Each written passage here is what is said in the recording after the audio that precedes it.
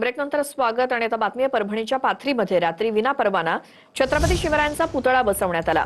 शिंदे सेनेचे आमदार सईद खान यांनी पुतळा बसवल्याची माहिती मिळाली आहे। फुटीर खासदार संजय जाधव यांच्या हस्ते आज पुतळ्याचं अनावरण देखील होणार आहे। विनापरवाना हा पुतळा बसवल्यामुळे पोलीस कारवाईची शक्यता आहे। आमचे प्रतिनिधी ज्ञानेश्वर उंडाळ आपल्या सोबत आहेत। ज्ञानेश्वर, परभणीच्या पाथरीमध्ये छत्रपती शिवाजी महाराजांचा पुतळा जो बसवण्यात आलाय त्याबद्दल काय माहिती?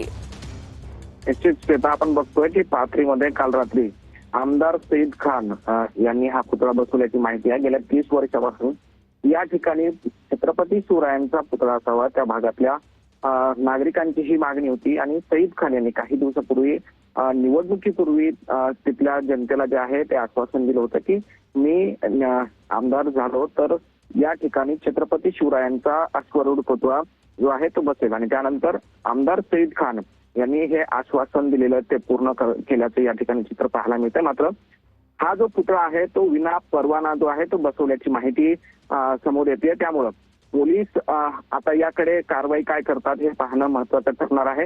दुसरीकडे आपण बघतोय की आज उद्धव ठाकरे यांची परभणी शहरामध्ये सभा आहे, तर दुसरीकडे एकनाथ शिंदे यांच्या शिवसैनिकाने हा पुतळा बसवलाय आणि या पुतळ्याचं अनावरण जे आहे ते योगायोगानं खासदार संजय जाधव यांच्या हस्ते या ठिकाणी केलं जाणार आहे। धन्यवाद या सगळ्या माहितीसाठी।